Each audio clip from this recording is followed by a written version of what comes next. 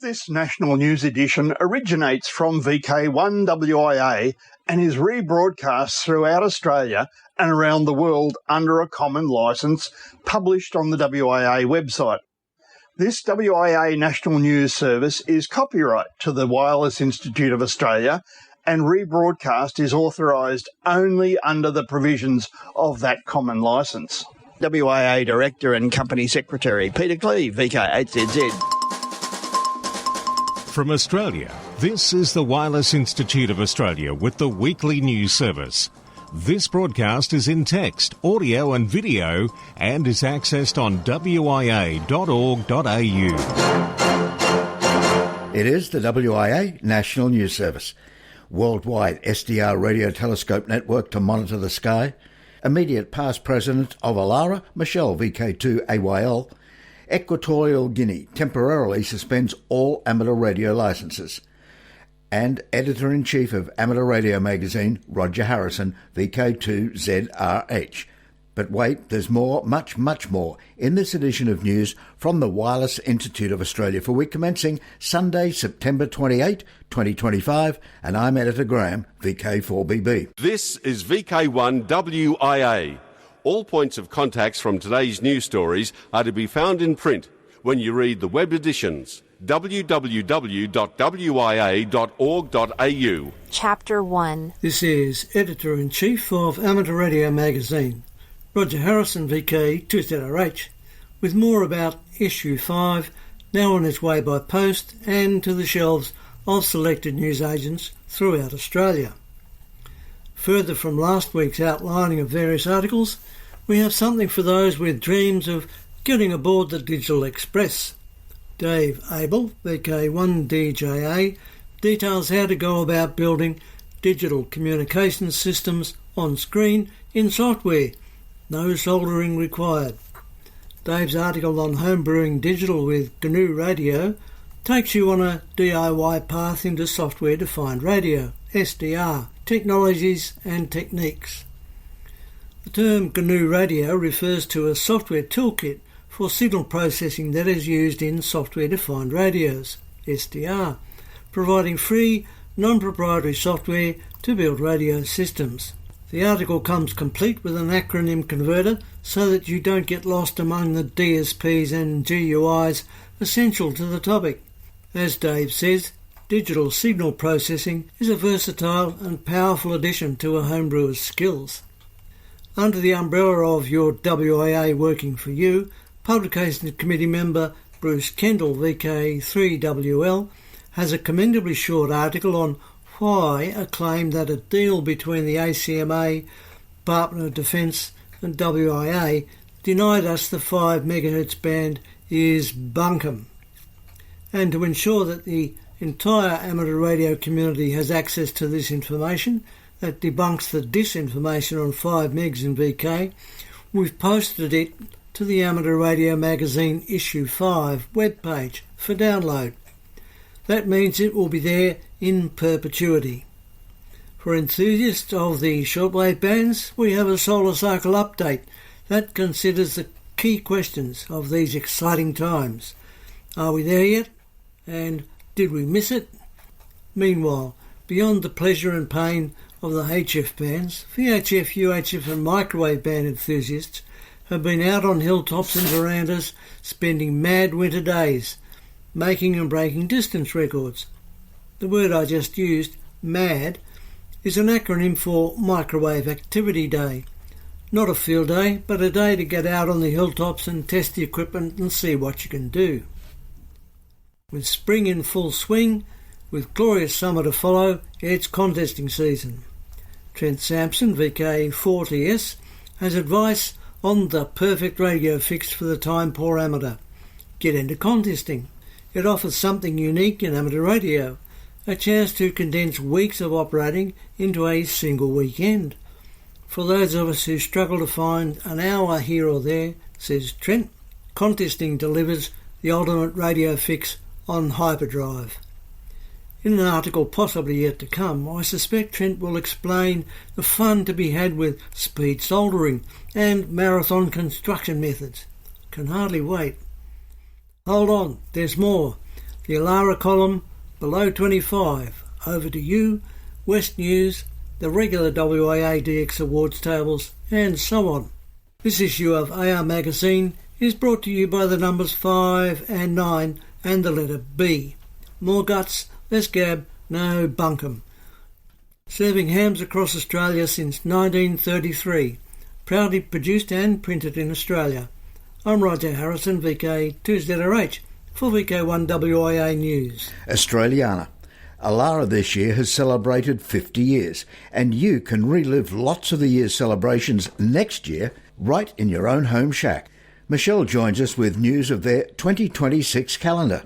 To celebrate our 50th anniversary of Alara, the Australian Ladies Amateur Radio Association, a 2026 calendar has been published of members and memories. If you would like to purchase a calendar, the cost is $33, including postage within Australia. Email publicity@alara.org.au to order a copy. For international postage costs, please also send an email. This is Michelle, VK2AYL. Plans to mandate passkey adoption by end of this year. Vic Roads is set to phase out passwords for its registration and licensing services as part of an effort to strengthen cybersecurity and streamline access for its 5 million users, it was reported in IT News.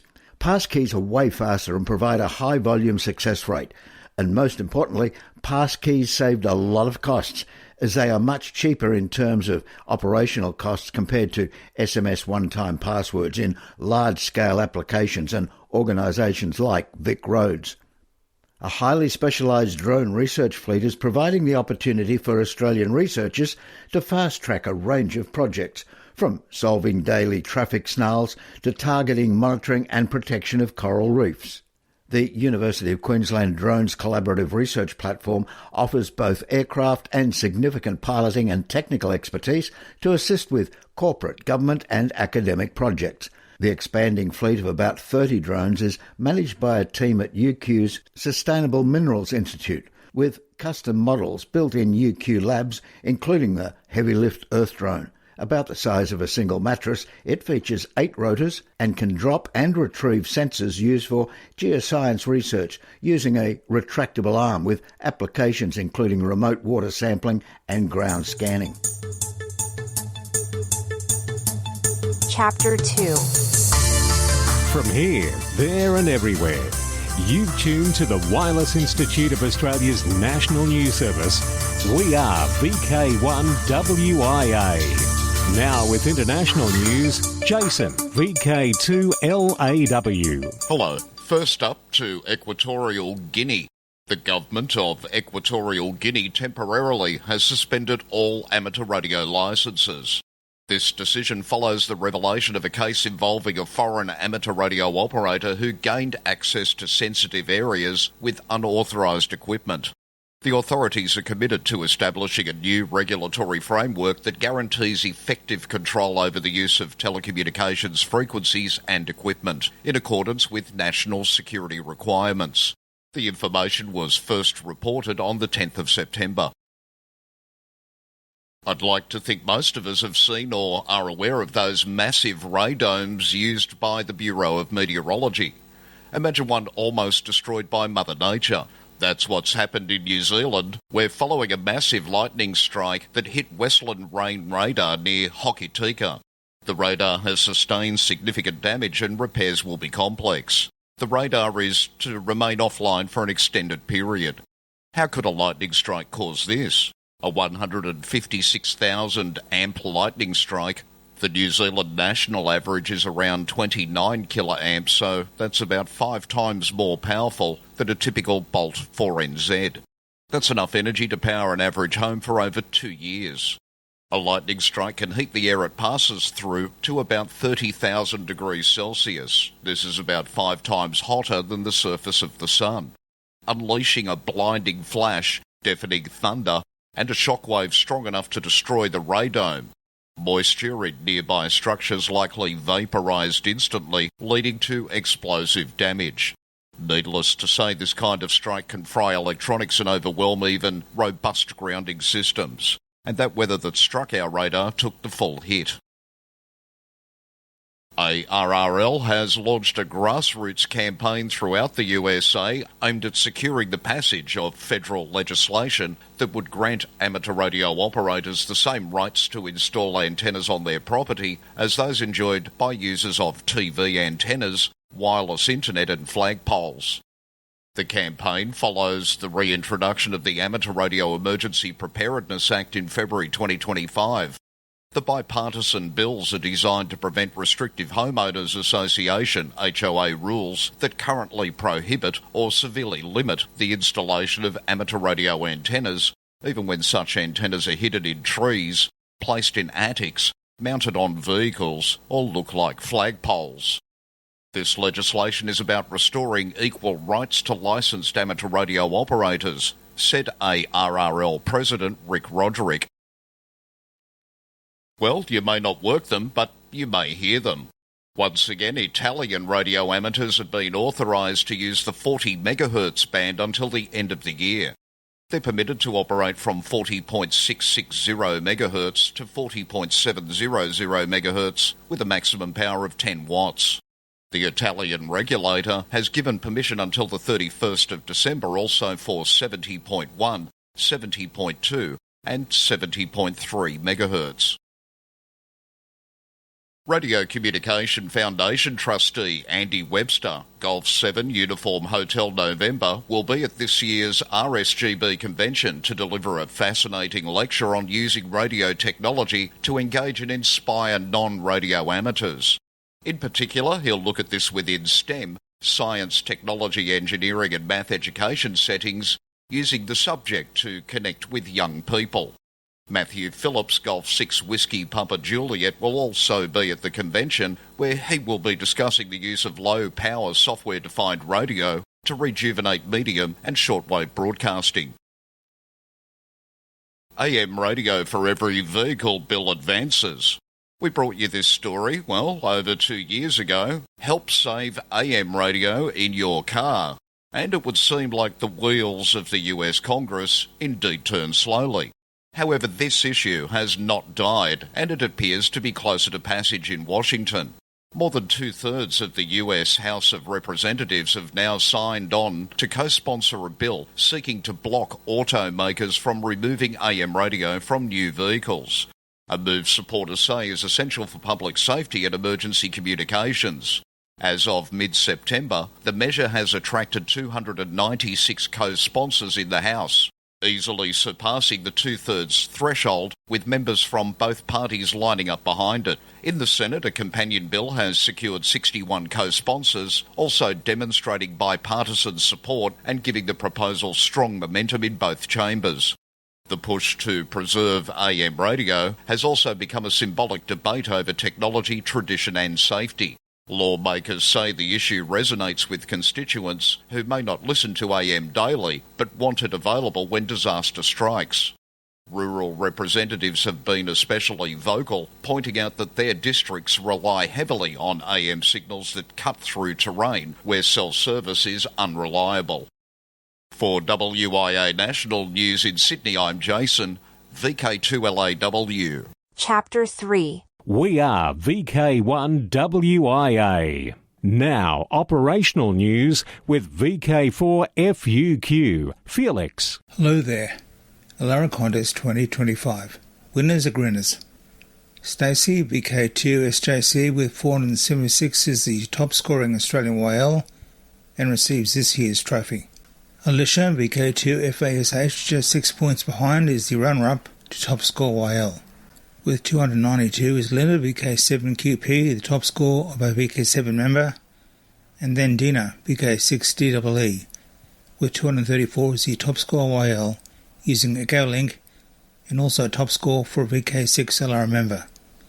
The CQ Worldwide DX Radio Contest runs from 0000 hours UTC on Saturday the 27th to 23:59 hours UTC on Sunday the 28th of September, using radio on the 80 to 10 metre bands where contests are permitted.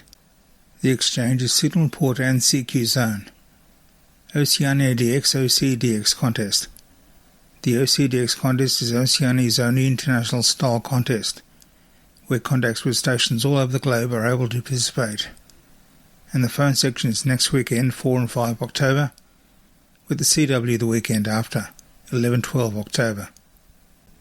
Yoda Contest December. The Fisher's Ghost Amateur Radio Club are hosting the inaugural VK Yoda Contest the entire month of December.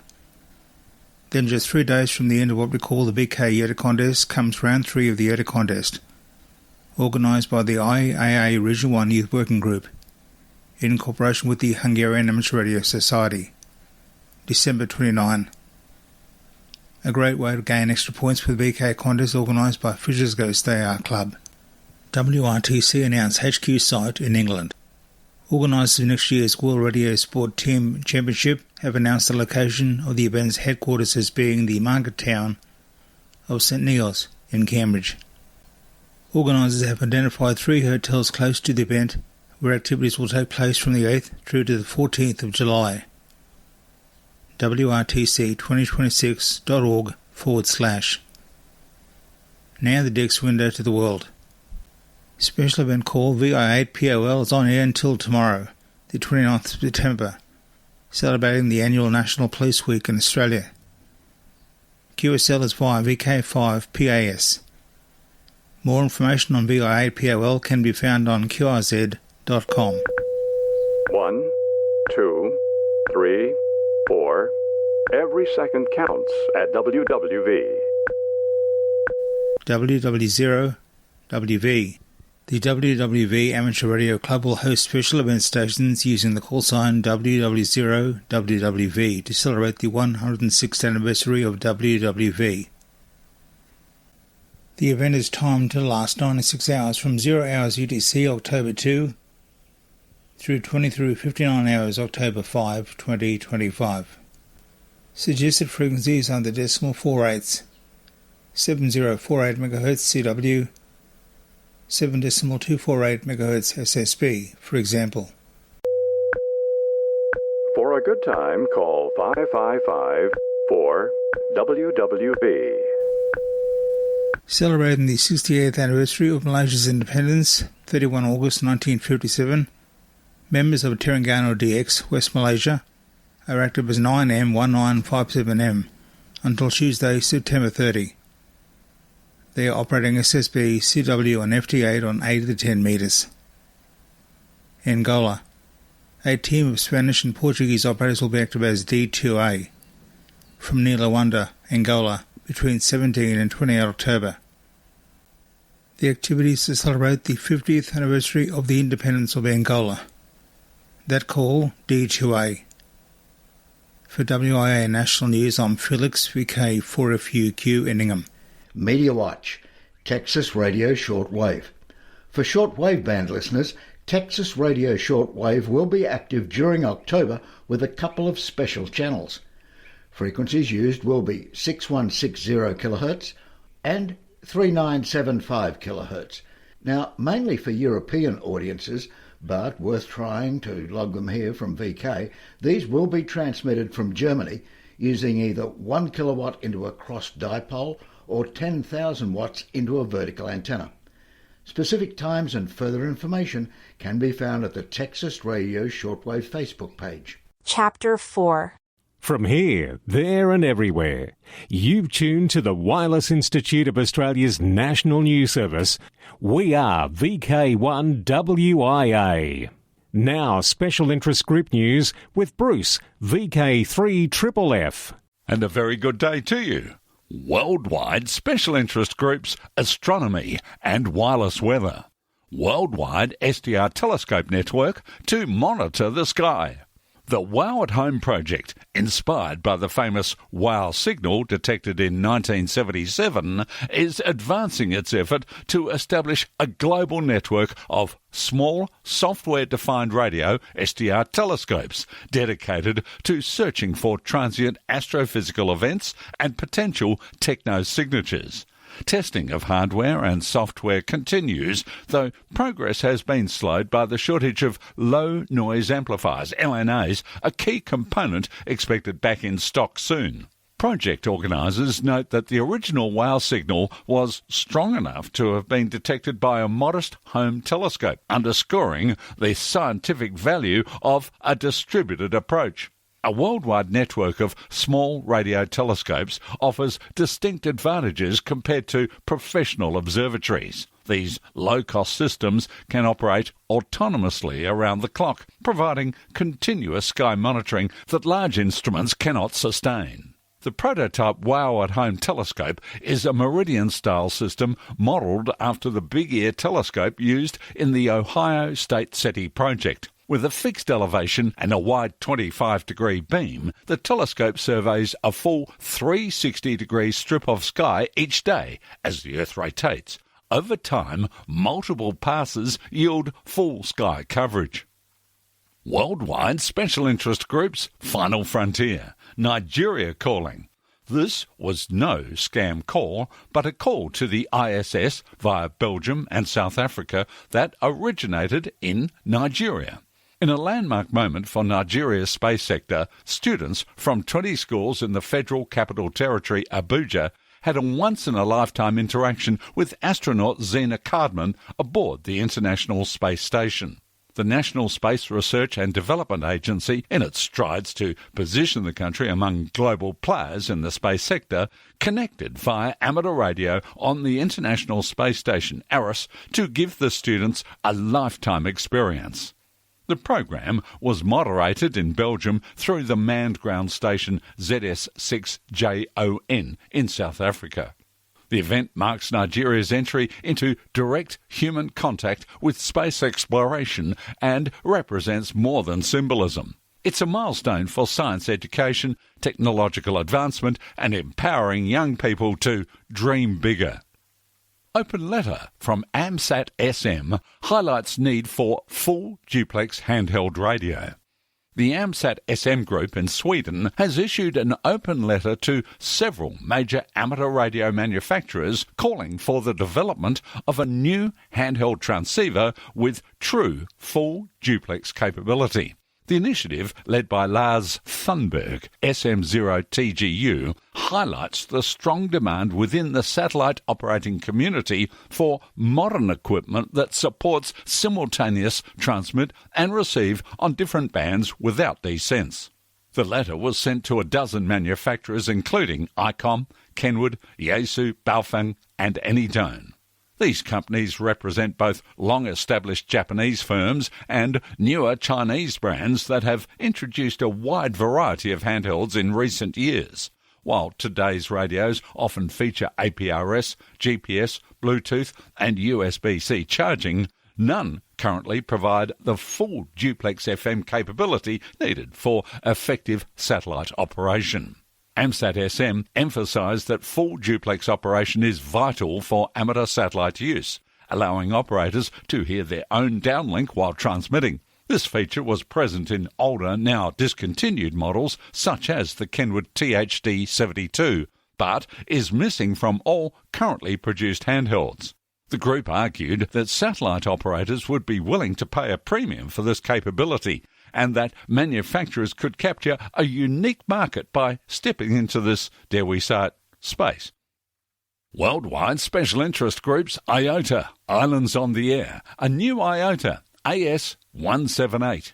AT2AH is the call sign issued to the D-Expedition to Hope Island, AS178, a new one for IOTA, which is scheduled to take place now until October 2nd.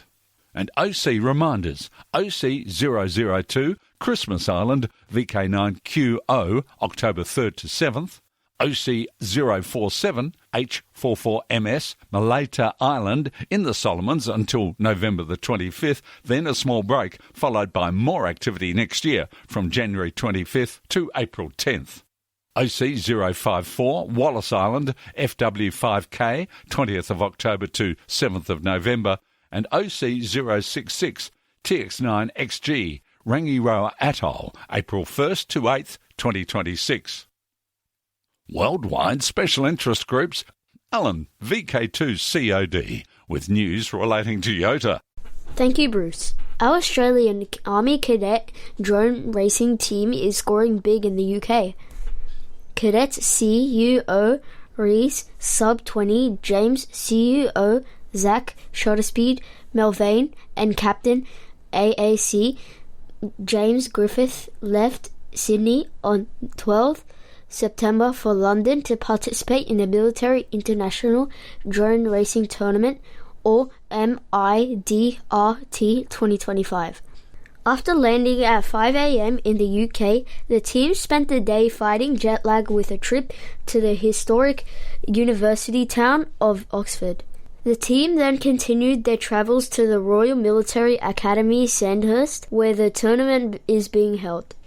After a challenging first day, CUO James and CUO Melvane came in second in the final heat. Day 2 of qualifying was a very successful day for the team. CUO James finished in 10th position and CUO Melvane finished in 7th position. On the final day of the tournament, Shutter Speed and Sub 20 both achieved amazing results, placing first and second respectively in the cadet class. Congrats go to Zachary and Reese.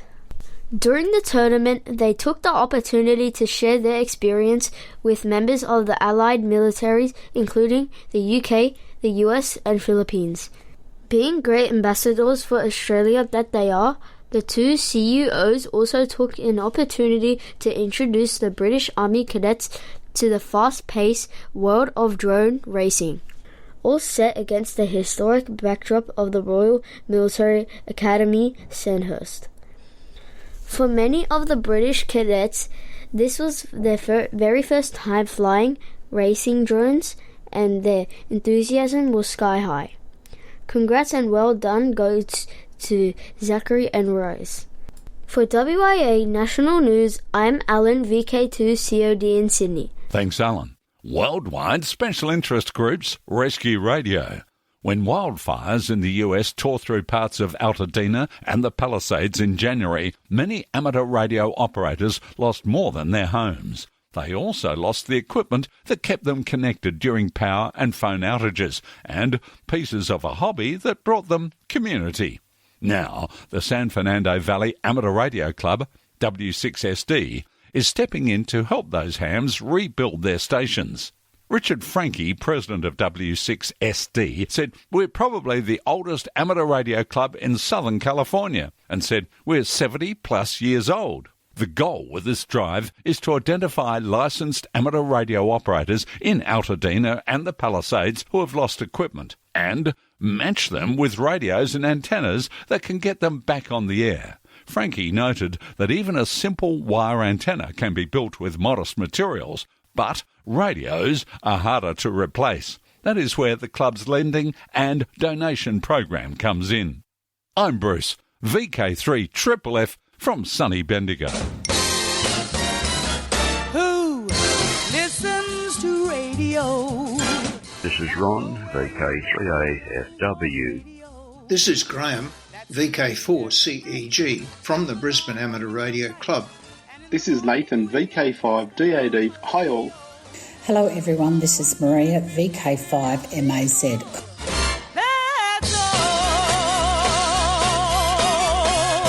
2025, it's at 8. VK2 West Lakes Field Day, 8 a.m. October 26 on the club grounds. In VK4, Townsville Amateur Radio Club's Cardwell Gathering Field Day, October 3 at Monunga Creek Caravan and Park Camp. VK5 AREG's Amateur Radio and Electronics Sale, Sunday the 26th of October at David Roche Park, Kilbourne.